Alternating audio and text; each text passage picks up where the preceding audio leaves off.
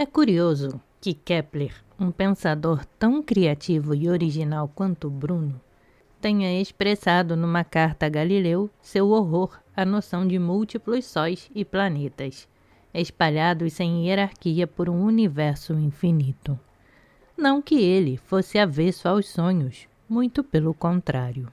Foi pioneiro em ficção científica com o livro Somnium, 1634, em que um alter ego seu sonha com uma visita à Lua e descreve com detalhes como é a Terra, vista de lá. Ainda que nesse caso, a atividade onírica tenha sido um mero recurso narrativo, é impossível não notar a utilização do sonho para justificar um enorme ganho de perspectiva conferido pelo ponto de vista lunar.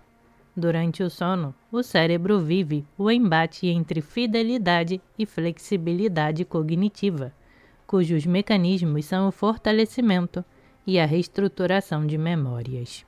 Enquanto a fidelidade de ativação de memórias é um atributo do sono de ondas lentas, um estado fisiológico, filogeneticamente muito antigo, que favorece a lembrança estrita dos contatos pré-estabelecidos com a realidade. A reorganização de memórias parece ser um atributo do sono REM, um estado fisiológico mais recente, que facilita a resolução de problemas novos. Rearranjar memórias é uma capacidade muito adaptativa num ambiente desafiador, que muda o tempo inteiro e de modo imprevisível. Mas o excesso de criatividade onírica pode levar a ideias perigosas no mundo real, sendo mais seguro submetê-las ao crivo de uma simulação fiel da realidade. A alternância entre sono de ondas lentas e sono REM ao longo da noite dá ao cérebro a oportunidade de realizar múltiplos ciclos de mutação e seleção de ideias. Na primeira metade da noite, as memórias são reverberadas em ondas lentas, reforçando as mais importantes memórias novas e eliminando as demais. Na segunda metade da noite, instalam-se episódios de sono REM, cada vez mais longos e com níveis cada vez mais altos de cortisol, o hormônio do estresse, simulando os níveis de alerta da vigília.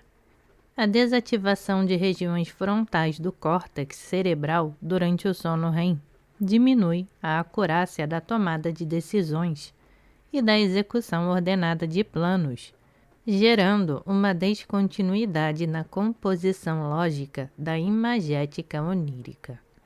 Isso origina os deslocamentos, condensações, fragmentações e associações entre os elementos oníricos, recombinando memórias de formas inesperadas. A elevada e ruidosa atividade cortical observada durante o sono REM, ao gerar erros de processamento que afrouxam a sincronia neuronal, efetivamente cria caminhos novos para a propagação elétrica. Conforme vimos, o sono REM promove a expressão de genes necessários à potencialização de longa duração, o que leva ao fortalecimento sináptico das memórias reestruturadas durante o adormecimento. Junto a dois talentosos neurocientistas computacionais, o cubano Wilfredo Blanco e o brasileiro César Renaud Costa, utilizei simulações de circuitos neurais através do ciclo sono-vigília para demonstrar que a potencialização de longa duração provocada pelo sono REM, além de reforçar memórias, também causa sua reorganização. A mera potencialização de algumas conexões é suficiente para causar uma redistribuição das forças sinápticas, alterando direta ou indiretamente vastas porções da rede neuronal. Uma analogia ajuda a compreender o fenômeno quando apertamos com a mão um balão cheio de ar. Ele se deforma do outro lado, pois trata-se de um sistema fechado. Mas como podem certas memórias permanecer estáveis por tantos anos, se até mesmo as células que lhes servem de arcabouço são substituídas ao longo do tempo? Memórias antigas tendem a ser muito mais resistentes ao esquecimento do que as recentes. Assim como os ciganos migram incessantemente sem território fixo nem retorno às origens, as memórias parecem nunca deixar de migrar para os confins da vastíssima rede cortical, enfurnando-se mais e mais ao longo da vida, cada vez mais extensas e resistentes a perturbações. Lembranças ricas em detalhes podem durar mais de um século na mente do ancião, mas não se pode dizer que tenham sido sempre as mesmas desde a infância. Ao contrário, as evidências experimentais apontam para uma constante transformação e migração intracerebral das memórias ao longo da vida, com um papel especial reservado ao sono como estado propiciador dessas mudanças. Essa parte da história começa em 1942, quando Donald Ebb concluiu uma análise extensa de pacientes neurológicos com lesões do hipocampo. Como esses pacientes apresentavam quadros amnésicos graves com incapacidade de formar novas memórias declarativas, começou a ficar claro que o hipocampo está diretamente envolvido na aquisição de novas memórias. Na década seguinte, um caso de lesão cirúrgica tornou-se célebre e elucidou a questão. O paciente Henry Gustav Mollison, conhecido desde então pelas iniciais HM, apresentava um grave quadro de crises convulsivas deflagradas bilateralmente nos hipocampos esquerdo e direito.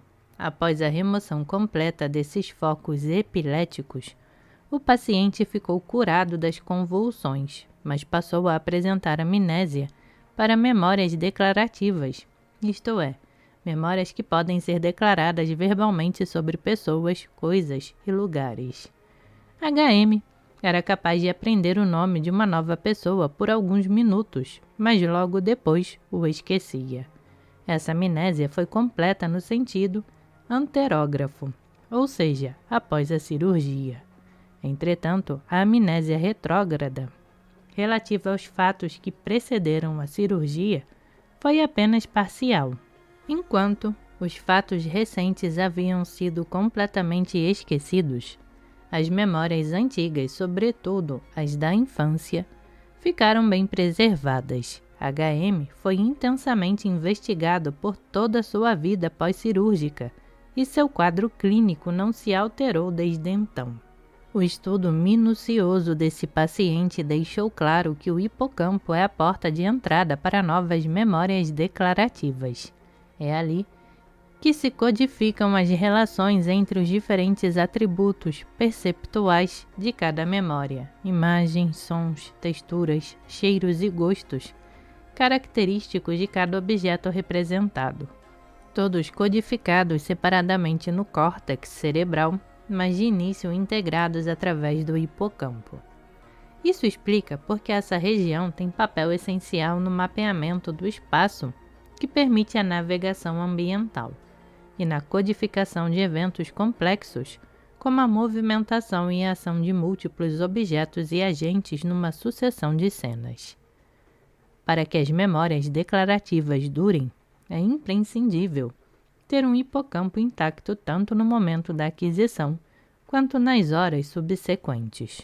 Entretanto, com o transcorrer do tempo, as memórias vão se tornando progressivamente menos representadas no hipocampo e mais no córtex cerebral, a ponto de sobreviverem sem maiores abalos em pacientes neurológicos que, seja por acidente ou por cirurgia, foram submetidos a uma completa remoção do hipocampo. A esse aumento progressivo do engajamento do córtex cerebral na codificação de memórias declarativas se chama corticalização, um fenômeno bem conhecido desde os anos 1950, mas cujos mecanismos permaneciam até recentemente ignorados. Em 1999, formulei com Cláudio Mello e Constantine Pavlidis a hipótese de que é o sono que induz a corticalização de memórias. Aproveitando os últimos meses do final do doutorado, entre novembro e dezembro da virada do milênio, realizei experimentos para medir a expressão de genes imediatos no sono de ratos, previamente submetidos à estimulação elétrica do hipocampo. O objetivo era implantar no hipocampo a memória artificial chamada potencialização de longa duração e seguir seu rastro pelo cérebro durante o sono e a vigília subsequentes. Um experimento piloto sugeria que a expressão inicial no hipocampo decaía rapidamente e aumentava no córtex após algumas horas. Desenhamos um experimento extenso para cercar os achados preliminares de bons controles e de um número adequado de animais por grupo experimental. Concluímos ser necessário fazer experimentos diários por 8 semanas consecutivas. A neve caía incessantemente naqueles dias curtos e as torres gêmeas do World Trade Center ainda estavam em seu lugar. Empreendi a tarefa pacientemente. Todos os dias, ao final do experimento, cada rato era abatido e seu cérebro congelado a 80 graus Celsius negativos para uso posterior. Quando terminei de fazer os experimentos e coletar todos os cérebros, ainda restava seccioná-los em fatias finíssimas e tratá-los quimicamente para revelar os níveis de expressão gênica. Era 1º de janeiro de 2001 e eu estava de mudança para a cidade de Durham, na Carolina do Norte, para começar o pós-doutoramento na Universidade Duke. Resolvi levar os cérebros congelados comigo para processá-los na própria Universidade Duke, no laboratório do meu colega, Erich Jarvis, neurobiólogo norte-americano, que gentilmente ofereceu ajuda. Coloquei as dezenas de cérebros dentro de um isopor grande, cheio de gelo seco, vedei-os com fita adesiva e tomei um táxi para o aeroporto LaGuardia, sob uma nevasca inclemente. O aeroporto estava um caos completo, com vários voos cancelados e pessoas dormindo no chão.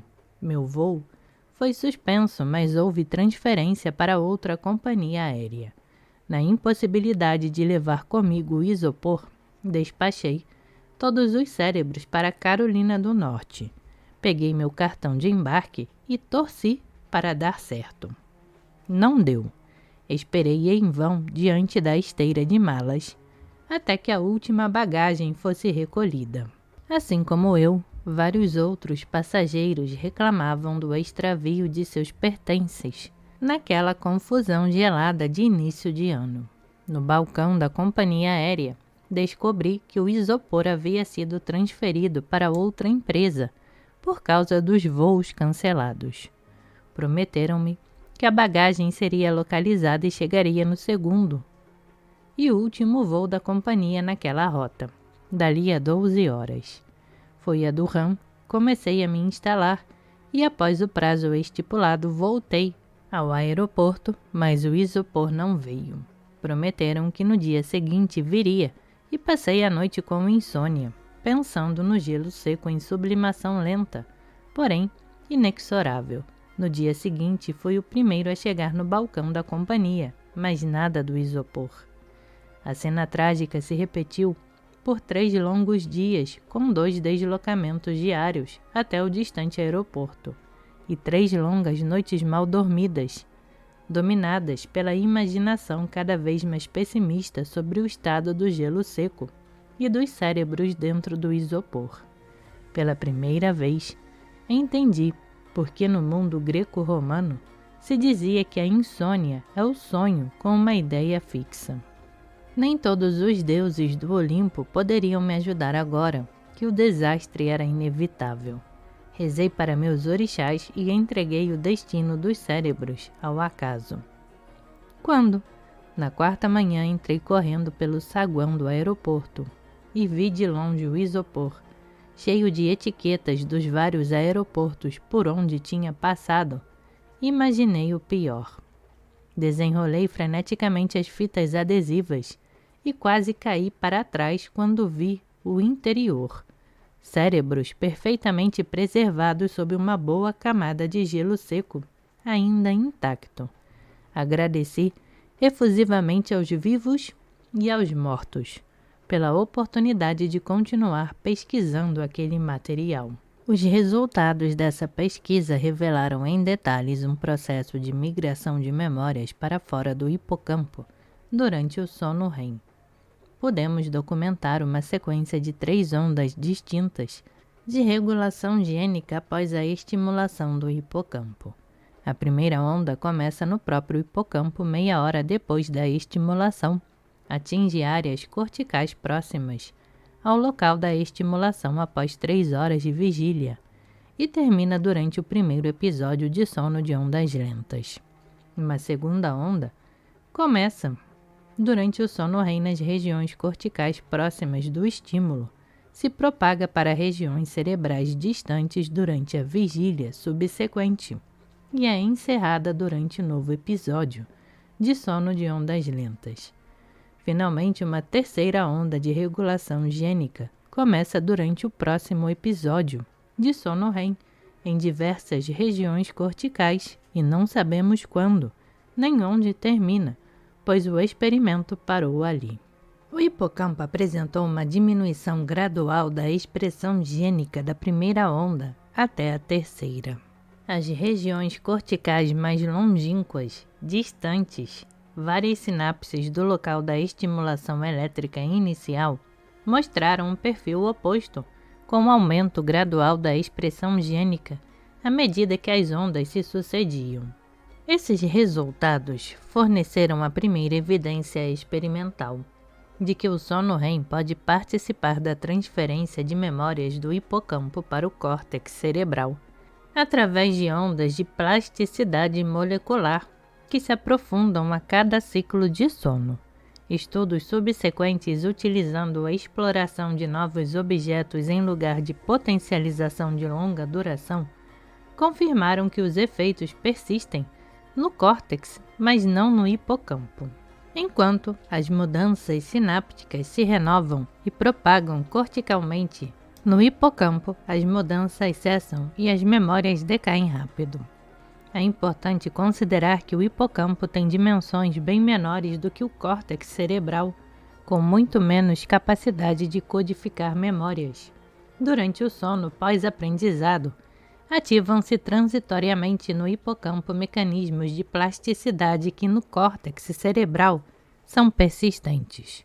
Por isso, o hipocampo cede, pouco a pouco, sua participação em cada memória recém-adquirida, tornando-se cada vez menos relevante à medida que a memória amadurece. Em contrapartida a esse esquecimento, o hipocampo renova a cada noite sua capacidade de aprender outra vez, liberando espaço de codificação para as novas memórias no dia seguinte. As memórias não são de fato confiáveis, perdem pedaços, recebem novas associações, se integram umas às outras, são depuradas e acrescidas de detalhes. Atravessam filtros do desejo e da censura e, sobretudo, mudam de suporte biológico, passando a ser representadas em circuitos neuronais diferentes, gerando novas ideias, mas mesmo assim, mantendo a aparência de estabilidade. Um primor de permanência em meio à transformação incessante, um prodígio de flexibilidade sem perda de identidade. Contemplar o funcionamento dos mecanismos descritos nos capítulos anteriores permite entender por que o sono é cognitivamente tão importante, mas não ajuda a decifrar o sentido íntimo e potencialmente significativo do ato de sonhar. Íons, genes e proteínas de fato têm uma história movimentada para contar através da noite, mas não precisamos saber da existência deles para que funcionem em nós. Tampouco saber deles explica o conteúdo onírico. Os eventos do sonho não ocorrem apenas no nível de moléculas, sinapses ou células isoladas, mas principalmente no âmbito de complicadíssimos padrões de atividade elétrica, propagados através de vastas malhas de neurônios que operam na representação dos objetos do mundo, sob regras muito peculiares. Quando 2 neurônios se ativam sincronicamente, a ponto de serem gerados disparos neuronais em um terceiro neurônio, ocorre uma associação no nível celular. Quando palavras se associam por congruência semântica, sintática ou fonética, ocorre uma associação de outra ordem, psicológica, que por vezes é implementada através de uma pletora de associações celulares. O espaço das representações mentais não se confunde com a malha neuronal, porque é uma propriedade emergente dela, assim como o movimento sincronizado de um grande cardume resulta da interação de todos os peixes, mas não pode ser explicado pelo que se passa em cada peixe individualmente. A mente opera através de leis simbólicas próprias: associação, deslocamento, condensação, repressão e transferência, que se ancoram microscopicamente nos mecanismos de plasticidade sináptica apresentados nos capítulos anteriores, mas, de certo, não se reduzem a eles.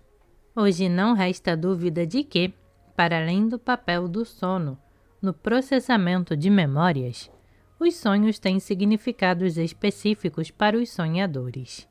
Essa verdade tão evidente para quem presta atenção aos próprios sonhos foi negada de múltiplas maneiras distintas por diversos cientistas e filósofos antifreudianos que brandiam o sono REM como evidência cabal da irrelevância onírica.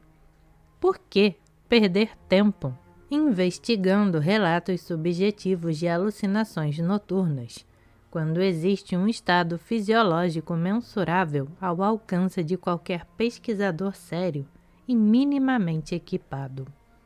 Por toda a segunda metade do século XX, esse sofisma foi usado para esvaziar o entusiasmo da pesquisa onírica, cada vez mais reputada como não científica.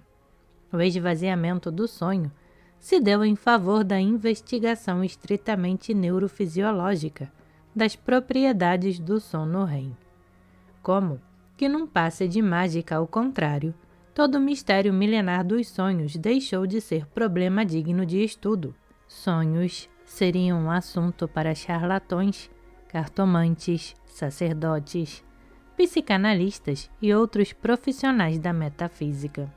O ganho secundário dessa opção pela ignorância foi tranquilizar o público quanto ao caráter bizarro e muitas vezes constrangedor do enredo onírico. Os sonhos seriam meros epifenômenos sem sentido do sono REM, subprodutos aleatórios de uma realidade subjacente estritamente fisiológica e, portanto, sem qualquer significado psicológico.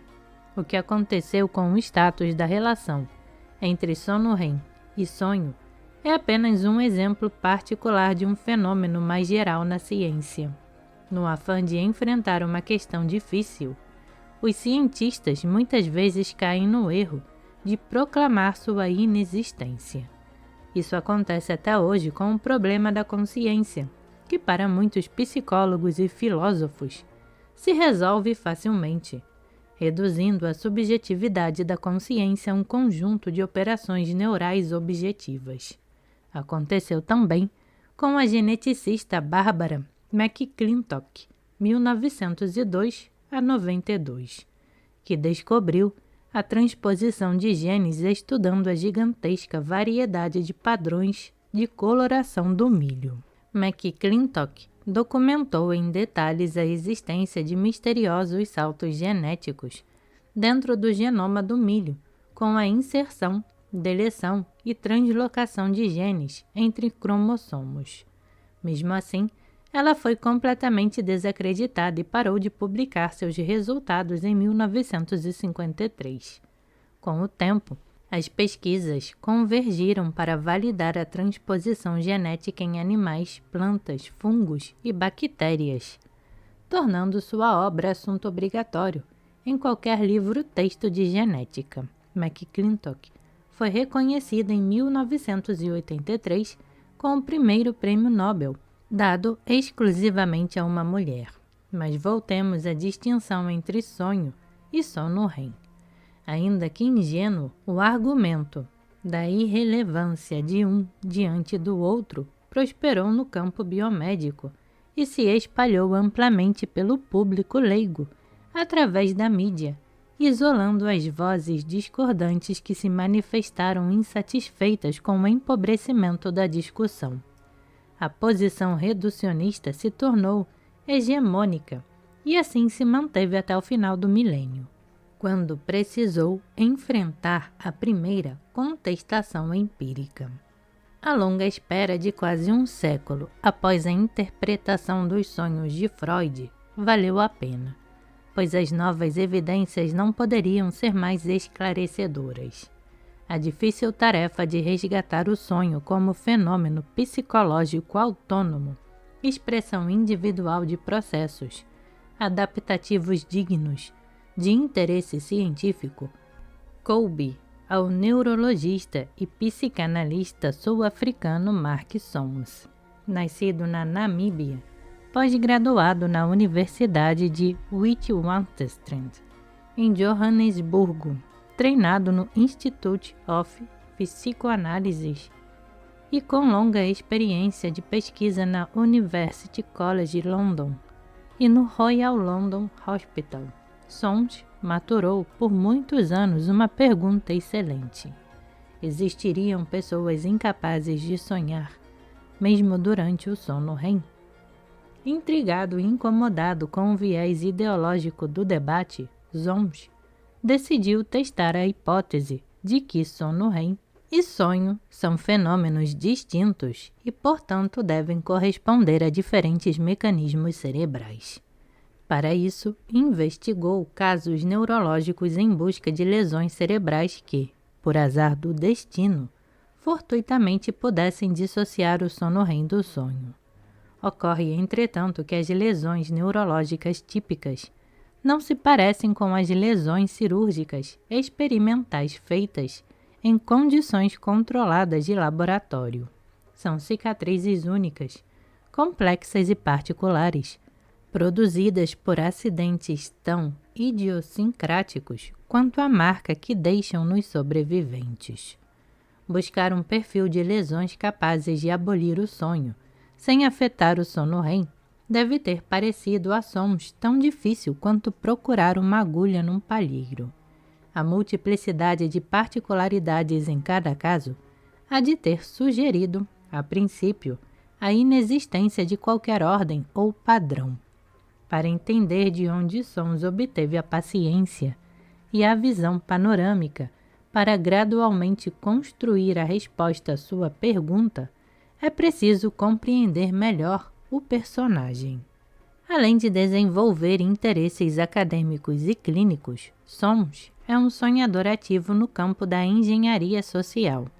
Após a democratização da África do Sul, ele voltou ao país e decidiu transformar em vinícola uma fazenda pertencente à sua família por mais de 300 anos. Por compreender que a fazenda era habitada por camponeses descendentes de gerações de escravos, promoveu escavações para revelar o passado do território e compartilhou com todos os moradores sua propriedade. Com tanta firmeza de propósitos e imaginação, não é de espantar que Solms tenha coligido e comparado uma vasta coleção de casos neurológicos marcados por distúrbios da capacidade de sonhar. Alguns deles clássicos bem conhecidos, outros verdadeiras raridades. Solms observou que diversos tipos de lesão cerebral são capazes de alterar aspectos do sono e dos sonhos. Lesões profundas na ponte cerebral, capazes de reduzir ou mesmo eliminar o sono REM. Quando não matam o paciente, raramente abolem a capacidade de sonhar. Lesões em regiões límbicas temporais causam descargas epilépticas que, por sua vez, provocam pesadelos recorrentes e estereotipados. Lesões em regiões límbicas frontais resultam em uma síndrome estranha. Os pacientes não só preservam a capacidade de sonhar, como passam a sonhar excessivamente, até mesmo a noite toda. Entretanto, perdem a capacidade de distinguir realidade de sonho. Uma entrevista clínica ilustra esse quadro. Paciente. Eu não estava de fato sonhando de noite, mas meio que pensando em imagens. É como se meu pensamento se tornasse real. Como se eu pensasse em algo e então visse isso acontecendo diante de meus olhos. E então eu ficava muito confusa e algumas vezes não sabia o que realmente tinha acontecido e o que estava pensando. Médico. Você estava acordada quando teve esses pensamentos? Paciente. É difícil dizer. É como se eu não tivesse dormido nada, porque tanta coisa estava acontecendo comigo. Mas é claro que aquilo não estava realmente acontecendo. Eu apenas sonhava aquelas coisas, mas também não era como sonhos normais. É como se essas coisas estivessem realmente acontecendo comigo. Um exemplo. Tive uma visão de meu falecido marido. Ele veio até meu quarto e me deu remédio e falou algumas coisas carinhosas para mim. E na manhã seguinte eu perguntei à minha filha, me diga a verdade, ele está realmente morto? E ela respondeu, sim, mamãe. Então deve ter sido um sonho. Um outro exemplo. Eu estava deitada na minha cama pensando, e então simplesmente aconteceu que o meu marido estava lá falando comigo.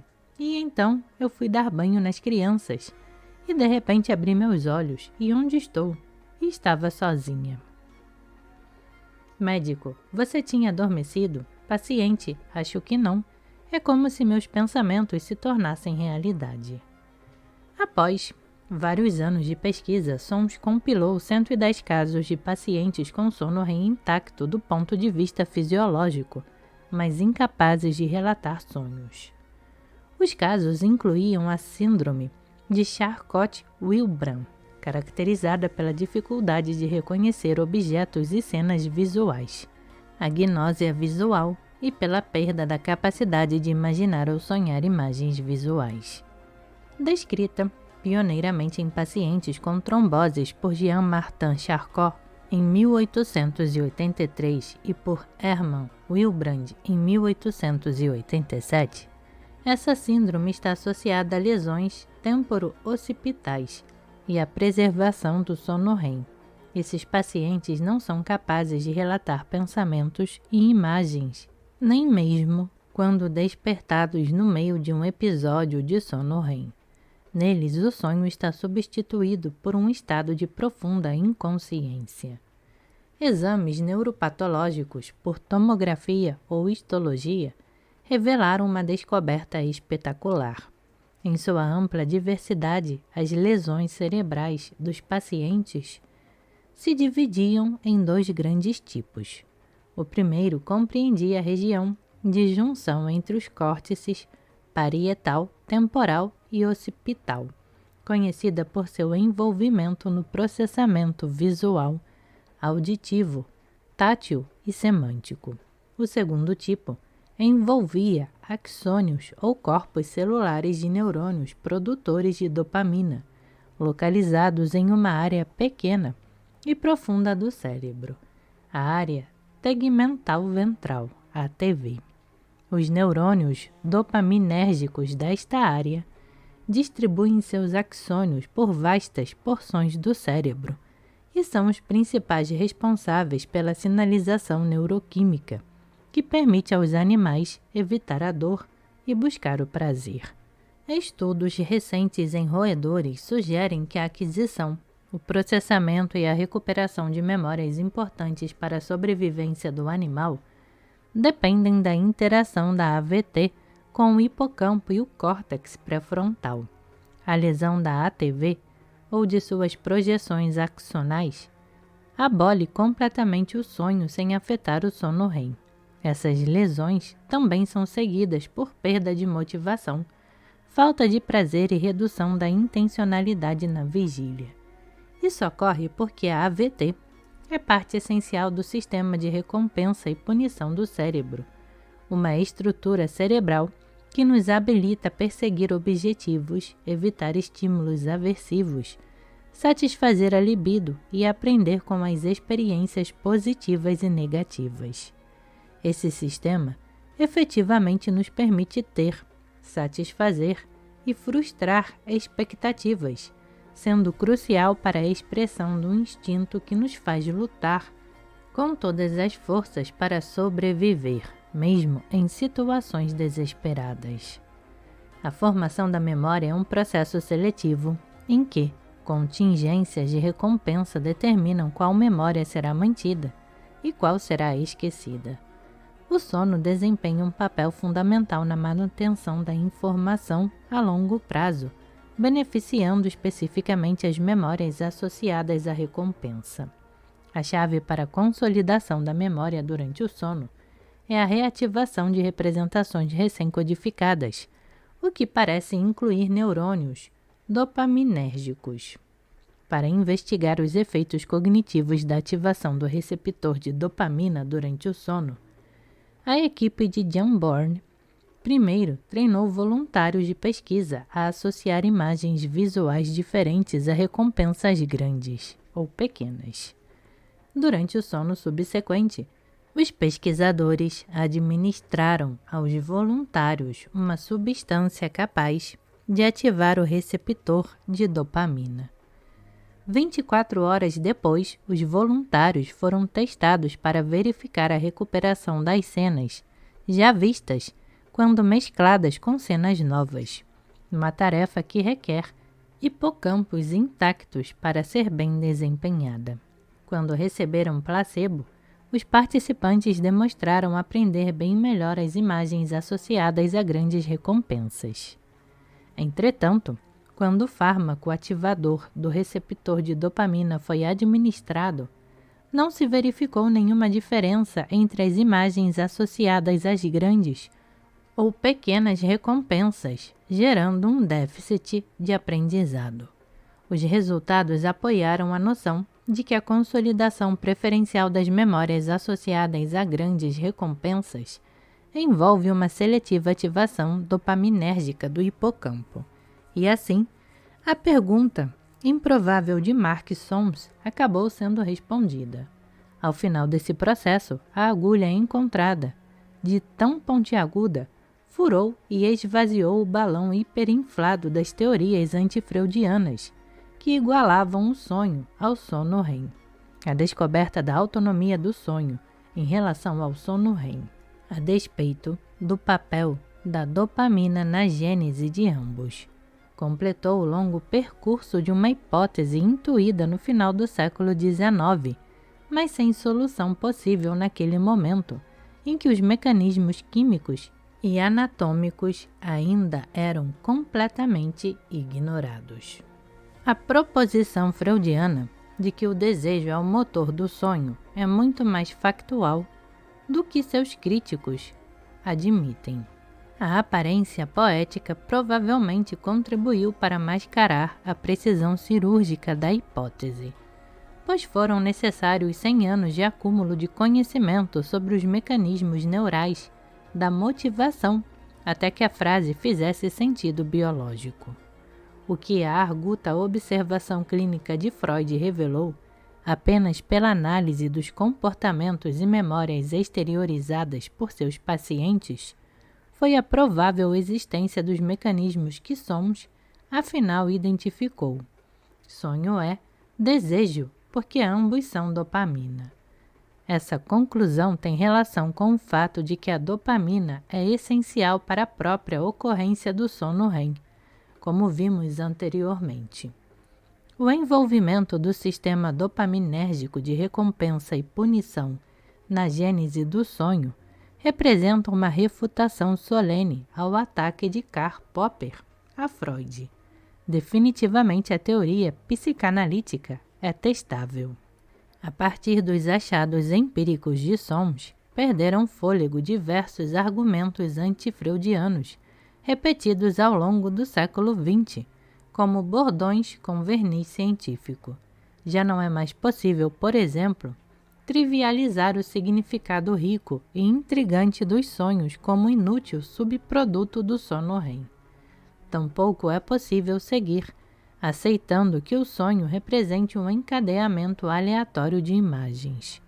A evidência aponta para um encadeamento imagético organizado pelo sistema dopaminérgico de recompensa e punição, um processo capaz de ensaiar, valorar e selecionar comportamentos adaptativos, sem, no entanto, submeter o corpo a riscos, pois tudo é simulado no ambiente seguro e inofensivo da própria mente.